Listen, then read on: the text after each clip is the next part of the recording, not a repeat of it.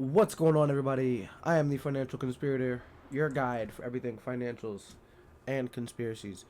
Today I wanted to make another video on MNAV justification because it's been a hot topic all over Reddit, Twitter, Discord, X, whatever you want to call it. Let's let the man himself start it off. I'm going to wade into the big premium debate here. Like, what's the appropriate premium for net asset against net asset value of MicroStrategy? And I just want to make one obvious point. We're a growth company. We're a Bitcoin treasury company, and we are growing. We are built on an asset, Bitcoin, which is growing 50% a year, and we are growing with that asset. If you review the market for common multiples of growth companies, if you had a 20% growth company, oftentimes they're valued at 25 times 40, 25 to 40 P to E. If you have a 30% growth company, oftentimes they're valued at 35 to 55 P to E. If you have a 40% growth company, they're valued at 45 to 70 sometimes.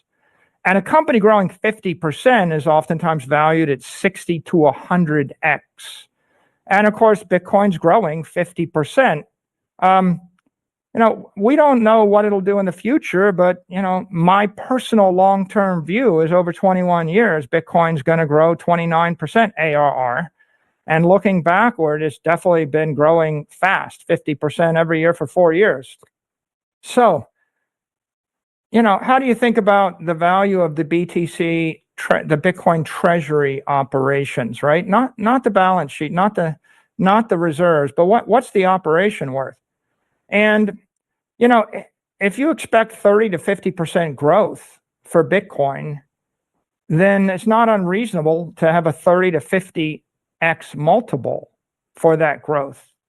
And a 30x to 50x multiple means if you were to look at this 6 to 10% target, 30 times 10 is a 300% premium to net asset value. 50 times 10 is a 500% premium. So you're talking about an operation that's 3 to 5 net asset value. And if you tack on the actual treasury, you go from there and you realize you're talking about an enterprise that could be 80 to $100 billion. And you could establish it just by looking at this and realizing it.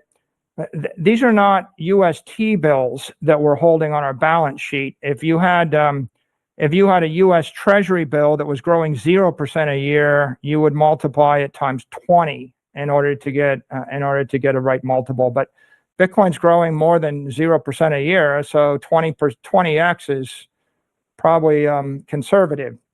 So that's one way to approach it. Another way to approach it is just look at the BTC gain, and that is what's really happening here. When we have a 5% BTC yield in the quarter, that's the same as acquiring 12,500 Bitcoin for our shareholders without dilution.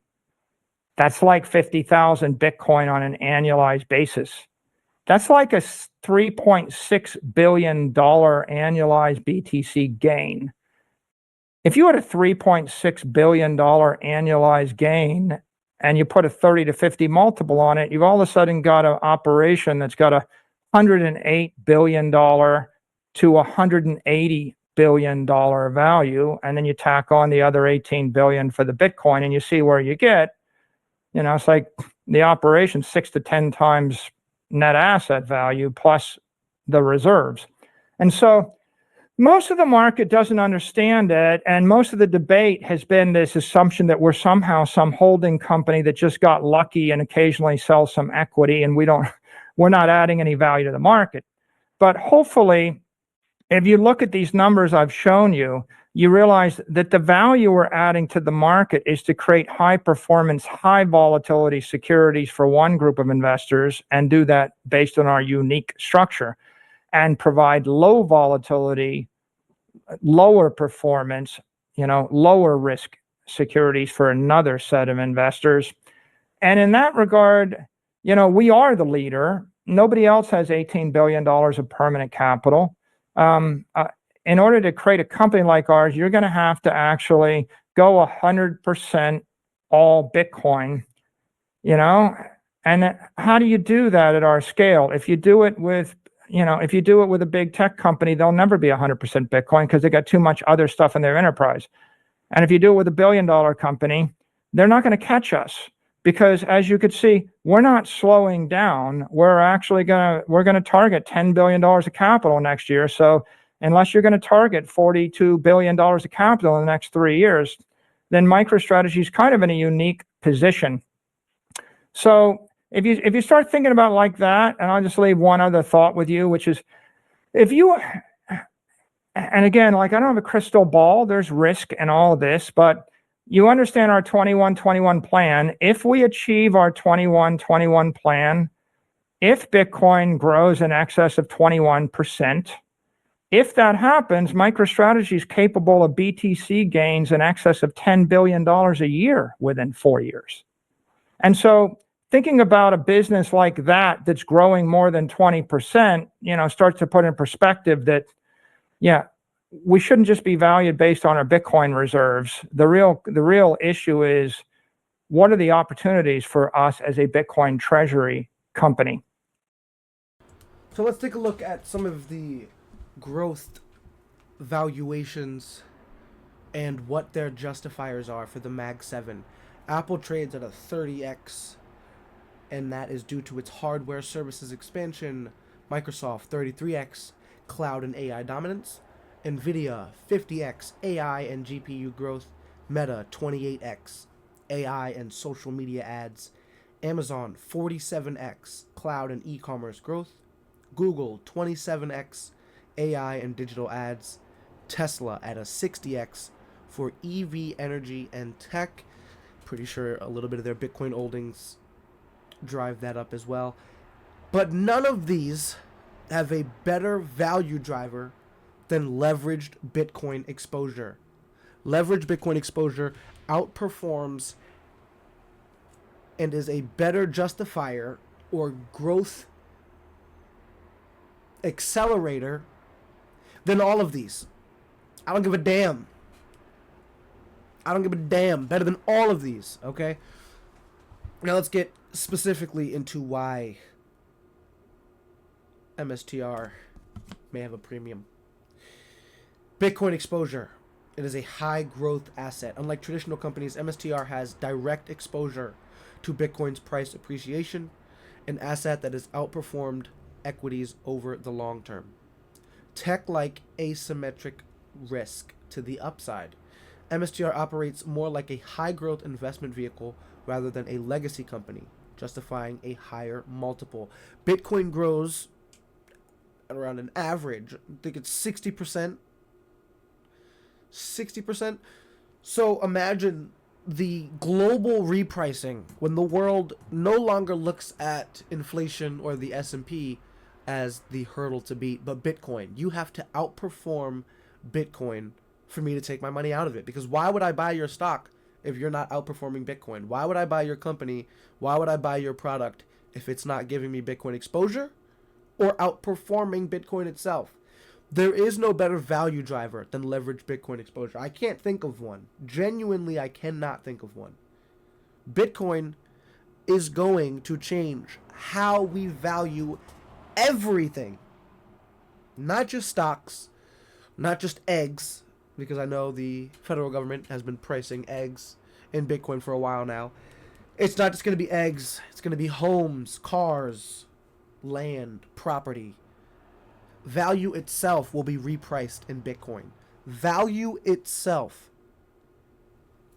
So Bitcoin scarcity, and how does that play into a premium valuation? If companies like Apple and Nvidia, which sell products, trade at a 10 to 40 price to booking ratio, why is MSTR, which holds 2.8% of the world's scarcest asset, trading at just a 2.5 to its Bitcoin net asset value? 2.5. Strategic leverage. MSTR's Bitcoin accumulation strategy uses leverage to amplify its upside, similar to how high growth firms reinvest their profits into expansion. MSTR uses convertible bonds to accumulate Bitcoin, issuing debt, using that debt to buy more Bitcoin. So their debt to leverage ratio is around 20% right now. Investors must value MSTR based on its future Bitcoin holdings, not just its current assets. So MSTR consistently raises capital to buy more Bitcoin, increasing the Bitcoin per share. These purchases are not net dilutive, meaning they get less Bitcoin per share with each purchase. They get more Bitcoin. Shareholders are getting more Bitcoin per share with each purchase. This compounds value over time, similar to how high growth companies reinvest profits into expansion, as mentioned before. Bitcoin's historical outperformance versus equities strengthen the case for MSTR's premium valuation. So rather than just buying the company back or giving dividends, giving the money away, MSTR is investing the money back into an asset that has been outperforming all other asset classes for years, right? I did a previous video showing how Bitcoin has only underperformed traditional assets, I think, 2 years in the past 10. 2 years. It's been the number one performing asset. So institutional demand and why that might lead to a premium justification. Institutions prefer MSTR as a regulated, liquid way to gain Bitcoin exposure. Traditional investors often avoid direct Bitcoin holdings due to security, custody, and legal risks. This institutional grade exposure strengthens MSTR's valuation premium. If investors legally cannot buy Bitcoin, of course they would buy MSTR. Not only is MSTR Bitcoin exposure, it's outperforming. MSTR is up around 2,500%, while Bitcoin is up around 600% since August 10th, 2020, when Strategy adopted its Bitcoin strategy. So let's let Saylor talk a little bit about the bond market and what tapping into that means. Look, we're tapping into the fixed income markets. There's what, 300 trillion of fixed income, so I want 1% of it. So like, could I raise 100 billion, 200 billion dollars of capital? Sure, I could. And if we raise hundreds of billions, then we'll buy Bitcoin with it. We'll have 500 billion of Bitcoin, and the market cap of the company will be 2, 3, 4x that. And then we'll be doing it, our goal will be to keep growing 20% a year. So the growth rate of the... And if it's just at a 20% a year, that's a 20x premium. Bitcoin is not growing at 20% a year. It's been growing closer to 60%, and MSTR has been growing closer to 600% a year. So he's sandbagging, very obviously sandbagging. The convertible bonds. MSTR raises capital through convertible bonds, fueling Bitcoin acquisition. These bonds act as a call option, amplifying upside as Bitcoin appreciates. This leverage model supports MSTR trading at a premium, just like high growth stocks. They're selling a product to a market. Apple is selling iPhones, MSTR is selling Bitcoin exposure. Nvidia is selling AI and chips, MSTR is selling Bitcoin volatility, Bitcoin outperformance, and Bitcoin exposure. Proof on the outperformance. I mean, look at these numbers, man. Numbers don't lie. Check the goddamn scoreboards. Like, there is no second best. You shouldn't be diversifying into a company that's not as good as the company you're trying to diversify out of. What are you doing? I'm going to diversify from a medicine that I know cures me into some other things that may or may not be some holistic methods. Like, what? You have the cure. The cure to inflation is Bitcoin. Why are you trying to get fancy? Why are you trying to get cute? Bitcoin is the solution. MSTR is the investment vehicle to outperform. But you should start with Bitcoin, absolutely. I'm going to start saying that every video now, because you should not just be invested in MSTR. You should have Bitcoin. Absolutely, you should. So critics claim that MSTR should trade at a 1x MNAV, ignoring institutional demand and leverage effects.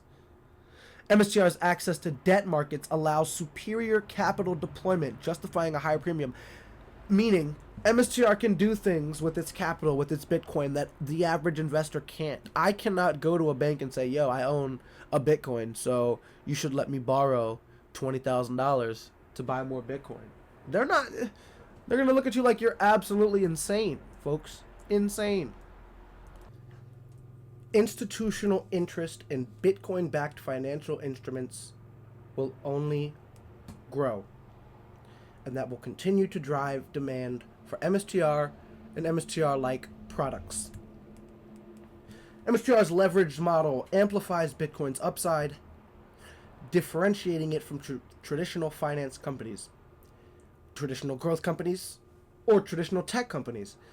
It provides institutions a safe, compliant Bitcoin exposure vehicle, reinforcing its demand. Given Bitcoin's historical performance, MSTR valuations should reflect high growth stock multiples. Its structural advantages justify a premium comparable to high growth PE stocks. And it's not just going to be strategy. And I'm sorry for the snuffling and the weird voice. I am sick, if you guys can't tell.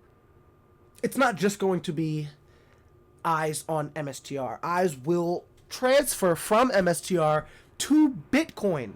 There will be more companies like Apple, more companies like Semler Scientific, more companies like, who else do we have? GameStop.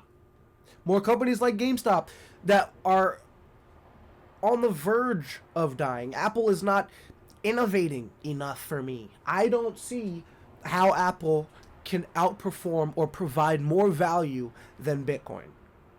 How many phones are there out there? What makes Apple so special to a Huawei, to an Android, to a Samsung, like to a Google phone? What make Apple does not? What's the moat? And now I know people say the network effects, but imagine how much stronger the company would be if they added Bitcoin to their wallets, Lightning payments. If Apple added Bitcoin to its balance sheet, if they started selling Bitcoin-backed debt, bonds, it's credit cards. There's so much that they could actually do to integrate within the Bitcoin system to promote growth. And it's not just Apple. There are so many companies who could build with, on top of, and use Bitcoin to revitalize their companies. Bitcoin, like Saylor says, Bitcoin is a magnet that attracts capital. Do you want to be on the suffering end of the magnet where everything is leaving you, or do you want to be on the attracting end of the magnet? Capital flowing to you, flowing inwards. This is the choice that companies are going to have to make. So, something to keep in mind from my Bitcoiners out there, Bitcoin maximalists. You guys are right. There is no second best, but I would advise taking a look at MSTR. It's been the Financial Conspirator. Leave a like, comment, subscribe, do all that good jazz. I'm out.